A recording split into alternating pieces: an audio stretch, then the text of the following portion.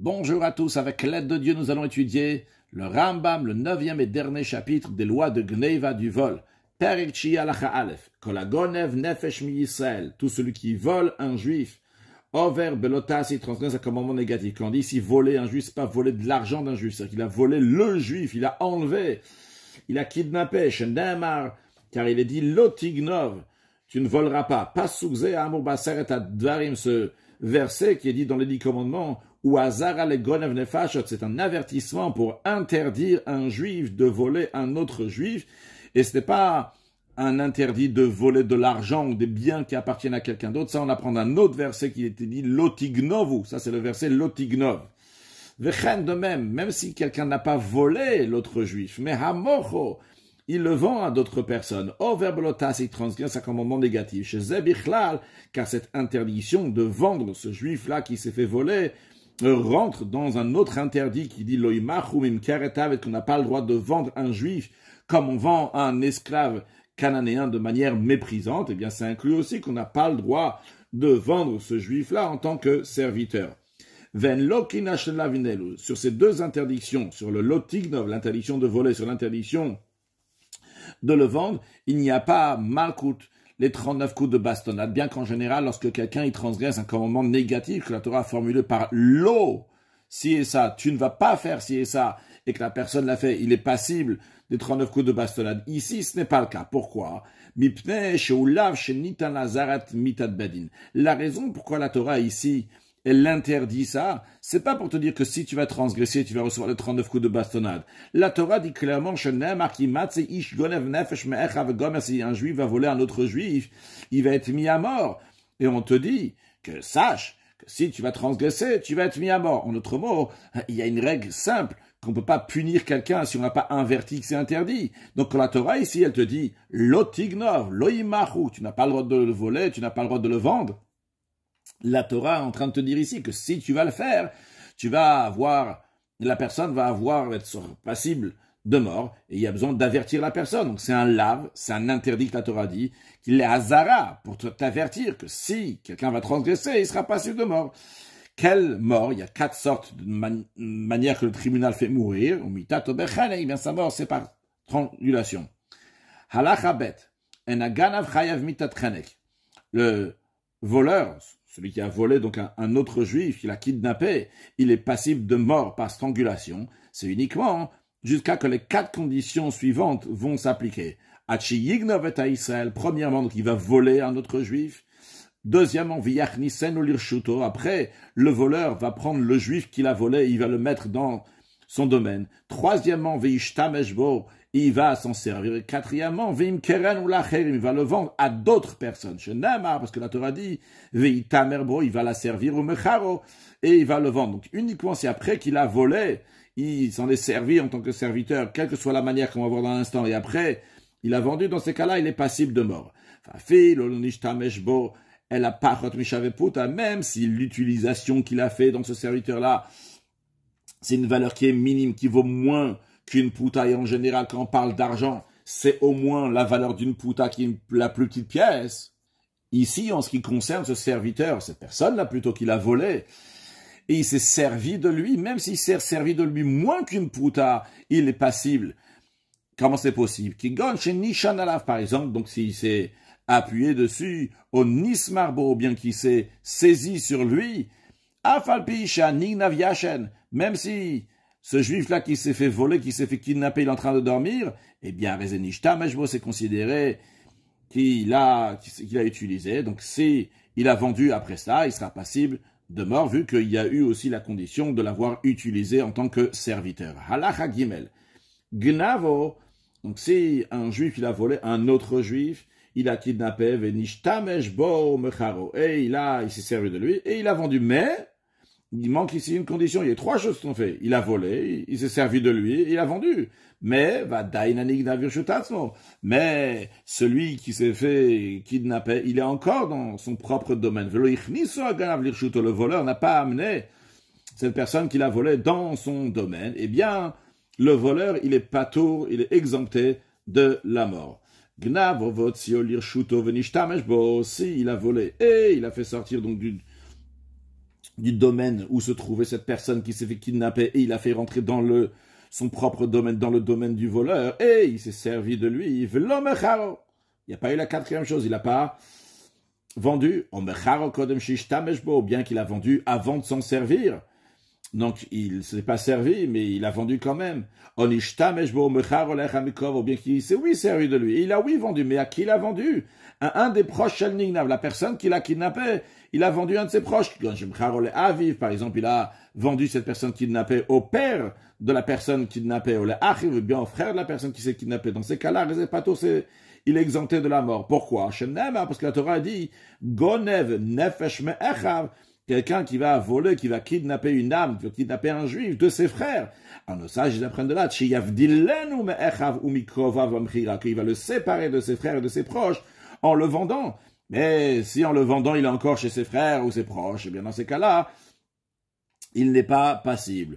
De même, si le voleur a volé, a kidnappé cette personne pendant qu'il dormait, et il s'est servi de lui pendant qu'il dormait aussi, il a vendu à quelqu'un d'autre, il dort toujours à Rezepato, il est exempté, parce que on peut dire que lorsqu'il a fait rentrer cette personne-là, cette personne qu'il a kidnappée alors qu'il dormait encore, c'est pas considéré comme voler quelqu'un, parce que celui qui s'est fait voler, il savait pas du tout qu'il s'est fait voler, il était en train de dormir, quand il s'est réveillé, c'est déjà après la vente, et il n'est pas dans le domaine du voleur, donc il n'y a pas eu tout le processus comme il se doit, vu qu'il y a un doute, c'est la raison pour laquelle il est exempté de la mort, ce voleur. De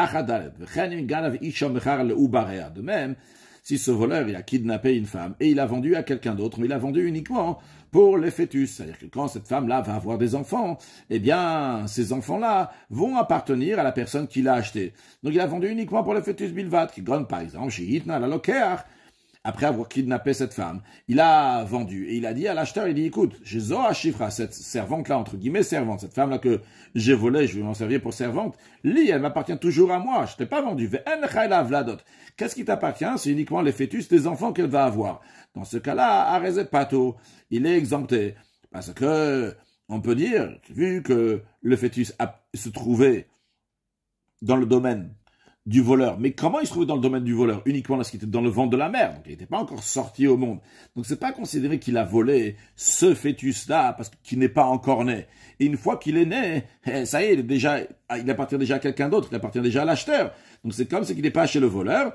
Donc c'est comme si le cas précédent, quelqu'un qui était vendu sans qu'on l'a volé, que le voleur n'est pas chayav mita, vu qu'il y a un doute sur cette situation-là. Est-ce que c'est considéré un vol avec tous les critères qu'il faut ou pas? Donc, il est pato, il est exempté de la mort. Alachae, hagonev et beno et achiva katan, celui qui vole son propre fils, ou bien son petit frère, v'chen apitop, une de même, les tuteurs chez Ganvu et Taïtom qui ont volé les orphelins chez Smuch de qui ils s'occupent, ou Bala Bait chez Ganav Echad Beto, ou bien un père de famille qui a volé un de ses proches, à Smuchina Shulchano, qui compte sur sa table, c'est-à-dire qui mange chez lui, ou bien un enseignant qui a volé un des enfants à l'homme d'Imetso qui étudie chez lui. Bien qu'il s'est servi de lui. Il a vendu. Quand même, il est pas tour, il est exempté. Bien qu'il y ait eu les 4 conditions qui sont faites. Pourquoi? Parce qu'il est dit, lorsque quelqu'un va voler, c'est-à-dire que c'est une personne qui se trouve pas dans sa main et que, comment il se trouve chez lui? Comment il est arrivé là-bas? Donc ça vient exclure tous ceux qu'on a dit dans Alachahe, qui se trouvent déjà chez eux. Le fils, il se trouve déjà chez le père, le petit frère, il se trouve déjà chez la personne, etc. Halachavav. Il n'y a pas de différence. C'est le même din, c'est la même loi, que ce soit que ce juif-là, il a volé un juif qui est adulte, ou bien qu'il a volé un enfant qui est né, mais chez Kalolo Khadasha. Quand on dit Kalolo Khadasha, c'est qu'on est sûr que c'est pas un nefel, il n'est pas né prématuré, et on sait donc qu'il va continuer à vivre. Ben Zachar, Ben Nekeva, que ce soit un garçon qui l'a volé, bien que ce soit une fille qui l'a volé, Ben Sheaya, Ganav Ish ou Isha, que ce soit que c'est un voleur ou une voleuse, Areel ou Neragin, ils sont mis à mort s'il y a les 4 conditions qu'on a dit. Shenama, parce que la Torah dit Gonev Nefesh. C'est vrai que dans un verset écrit Gonev Ish Umcharo, qu'on va voler un homme Mais vu qu'il y a écrit dans un autre verset Gonev Nefesh, qu'il a volé une âme tout simplement, Mikol Makam pour lui dire quelle que soit la manière, que ce soit un Ish ou bien que ce soit Isha, etc. Que ce soit quelqu'un, il a volé un juif de souche, c'est-à-dire qu'il est né juif, ou chez Ganav Guerre, ou bien qu'il a volé, il a kidnappé quelqu'un qui s'est converti que maintenant il est juif, ou Aved Meshuchar, ou bien un serviteur cananéen qui a été affranchi que maintenant il est juif. Chez Nemar, la Torah dit Nefesh Me'echav, qui va voler une âme de ses frères. Ça veut dire qu'il va voler un autre juif, quelqu'un qui est juif actuellement. Et eux, donc le converti ou bien le serviteur affranchi, il fait partie de nos frères dans l'étude de la Torah, dans l'accomplissement des mitzvot. Ils ont les mêmes lois. Donc, s'il les a volés, les a kidnappés, il est passible de mort. S'il y a eu toutes les conditions qu'on a dit. Avalagon evet à Eved. Mais celui qui a kidnappé un serviteur cananéen, ou bien celui qui appartenait à deux personnes, c'est un serviteur canadien qui appartenait à deux, il y en a un qui l'a libéré, donc maintenant il est moitié serviteur et moitié affranchi, eh bien pas tout dans ces cas-là, il est exempté de la mort celui qui l'a kidnappé, parce que la Torah dit, Mibnei Yisrael, donc des enfants d'Israël, donc ça exclut les serviteurs cananéens. Jusqu'à présent, depuis la première halakha jusqu'à la Vav, le Ram m'a expliqué les lois de kidnappage, c'est quelqu'un, il a volé un autre juif. À partir de maintenant jusqu'à la fin du Pérec, le Ram va parler du celui qui vole, on appelle la Baba Marteret, donc il vient en cachette. Alors Marteret, littéralement, c'est celui qui est choter, c'est-à-dire qu'il fait un trou, une trappe pour rentrer dans la maison. Il fait un trou dans la terre, comme ça, c'est une sorte de tunnel, comme ça, après il va ressortir dans la maison. Donc il fait un trou à l'extérieur, il fait comme ça, il rentre à l'intérieur de la maison. Donc l'idée en tous les cas, c'est quelqu'un qui vient cambrioler. Halacha zayin, bam marteret, quelqu'un qui vient cambrioler. Ben bayom, ben balayla, que ce soit en journée, que ce soit en nuit. En lo dami. Littéralement, ça veut dire il n'a pas de sang. C'est l'expression que la Torah emploie pour nous dire que le propriétaire a le droit de tuer ce cambrioleur. Et donc, elle a imarago balabait au charadam. Si le propriétaire l'a tué, ou pas seulement le propriétaire, même d'autres personnes, donc ils l'ont tué, plutôt ils sont exemptés. Ou rechut yishlakol leorgo, tout le monde a le droit de le tuer. Ben bechol ben Shabbat, que ce soit en semaine ou Shabbat, bechol mitaché yichol neveito, quelle que soit la manière qu'ils vont le tuer. Shenamar, parce que la Torah elle dit que si ce voleur il vient et il est frappé, en l'odam il n'a pas de sang. Quand on dit il n'a pas de sang, c'est-à-dire qu'on n'est pas passif sur ce sang-là qui a coulé. Quand on va l'expliquer tout de suite dans quelques instants, il s'agit ici de quelqu'un que quand il vient cambrioler, s'il va rencontrer le propriétaire, eh bien il va tuer le propriétaire. Donc le propriétaire a le droit de tuer l'autre. Dans le principe que quelqu'un qui vient te tuer, tue-le avant qu'il va te tuer. Quand on dit, la Torah dit Baba Marteret, celui qui est venu donc par la trappe, par le trou qu'il a fait pour entrer à la maison, c'est pas seulement s'il est venu cambrioler par le trou de la maison, c'est même si on l'a trouvé sur le toit, la personne le trouve sur son toit, il dit, qu'est-ce que tu fais là, c'est un voleur. Ou bien dans sa cour, ou bien dans son enclos. Ben bayam ben balayla, que ce soit le jour ou que ce soit la nuit, cette personne a l'intention de rentrer à la maison pour voler, eh bien, en l'odam, il n'a pas de sang. Pourquoi la Torah dit marteret s'il est venu en cachette, en faisant un trou comme ça? Parce qu'en général, c'est la majorité des voleurs, ils viennent donc par un trou qu'ils font, par un endroit où ils vont rentrer en cachette dans la nuit. Pourquoi la Torah elle permet de tuer ce voleur-là, bien qu'il vient seulement pour des histoires d'argent? La raison elle est, parce que si on présume que si le propriétaire il va l'empêcher, ce voleur va tuer le propriétaire. Donc il se trouve que celui qui rentre dans la maison de son ami pour voler, et il n'est pas stam ici venu pour voler. C'est vrai que son but c'est voler, mais si le propriétaire va le déranger, il va tuer le propriétaire. Donc, il est considéré comme quelqu'un qui poursuit son ami pour le tuer. Et la règle elle est que quand il y a un rodef, quelqu'un qui court derrière nous pour le tuer, on a le droit de tuer le rodef, celui qui est en train de poursuivre l'autre pour le tuer, pour sauver le nirdaf, pour sauver celui qui est poursuivi. C'est la raison pour laquelle que ce cambrioleur sera mis à mort. Ben Shaya Gadol, Ben Shaya, on a le droit de le tuer. Ben Shaya Gadol, Ben Shaya, qu'il soit adulte ou qu'il soit mineur. Ben Zacha, Ben Dekeva, que soit un garçon ou une fille. Halacha Yud. Maintenant, il y a Davar Barour le Balabait. Si c'était clair pour le propriétaire, il n'avait pas de doute. Chez Zéagana Balav Enogo, que ce voleur-là qui est en train de venir, c'est vrai qu'il veut voler, mais il ne va pas le tuer si le propriétaire va l'empêcher. Il vient uniquement pour de l'argent. Il ne va pas tuer. Dans ces cas-là, Assur l'orgo s'interdit de tuer. Marago s'il a tué. Je l'ai considéré comme quelqu'un qui a tué et qui est passible d'avoir tué quelqu'un. Chez Nema, parce que la Torah dit Mzacha Hashem Eshalav. Littéralement, c'est le soleil brille sur lui. On n'a pas le droit de le tuer. Et si on le tue, c'est considéré qu'on a tué quelqu'un qu'on n'avait pas le droit de tuer. Maintenant, qu'est-ce que ça veut dire si le soleil brille sur lui? Alors, dans ça, j'explique. Barour lecha d'avoir kashemesh. Si les choses sont claires pour toi, comme le soleil qui est clair. Shiyesh lo shalom imra, qu'il a la paix avec toi, cette personne.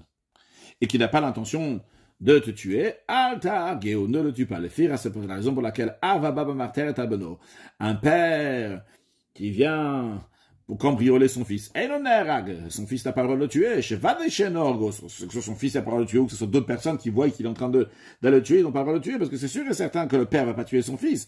Avala Ben Abalaviv, mais le père qui vient cambrioler le fils qui vient cambrioler son père, derrière il est tué parce que sa miséricorde envers son père n'est pas comme celle du père envers son fils.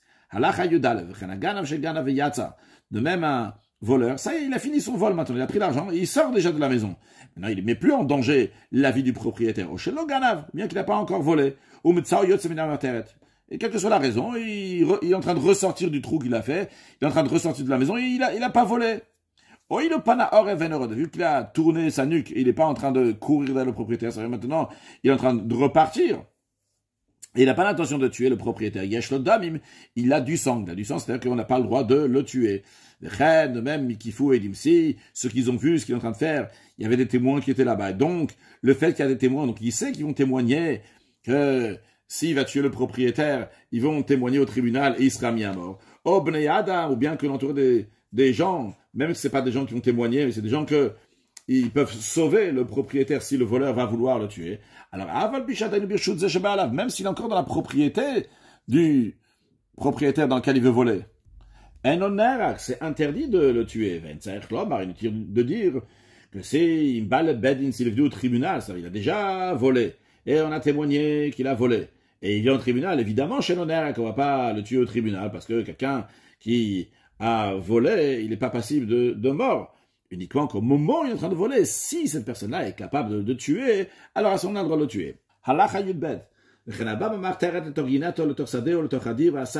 De même, celui qui pénètre, qui vient cambrioler, mais où est-ce qu'il est venu? Dans le jardin potager, dans le champ, dans le parc à moutons, dans l'enclos de quelqu'un d'autre. Yeshodam, il a, oui, du sang, on n'a pas le droit de le tuer. Pourquoi?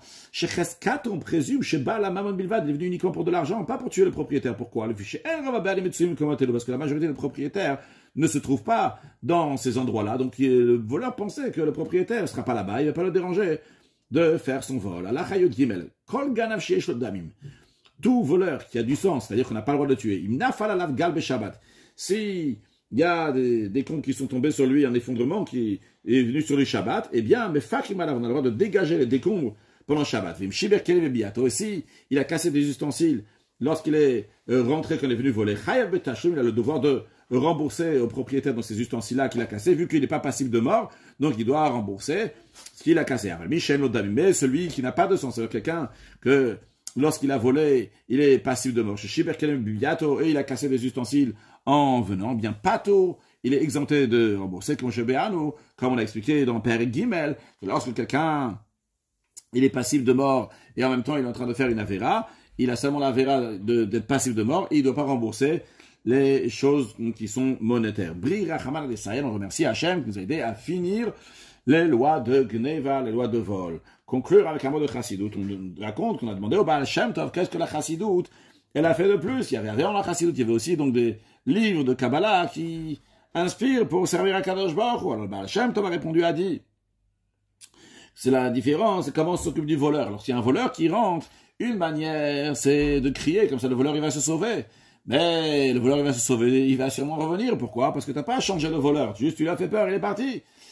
Alors la même chose aussi, avant la Chassidut, il y avait donc des choses qui faisaient peur au voleur, qui faisaient peur au corps, à l'âme animale, au Yetzerara, comme ça, il se sauve, mais il peut revenir encore. Par contre, la Chassidut, c'est comme quand le voleur, il vient, et tu t'assois avec le voleur, et tu lui expliques qu'il ne faut pas voler, et qu'il faut bien se comporter, parce qu'il y a Kadosh Baruch Hu, et c'est des biens qui appartiennent à quelqu'un d'autre, etc., etc. La même chose, c'est la Chassidut, tu apprends à servir Kadosh Baruch Hu avec le corps, avec l'âme animale, avec le Yetzerara, bechol vavcha, avec tous tes cœurs, bishnei tzarecha, avec le Yetzerara. Donc, Kadosh Baruch Hu nous aide à bien étudier Chassidut, à bien nous comporter, et à amener Mashiach.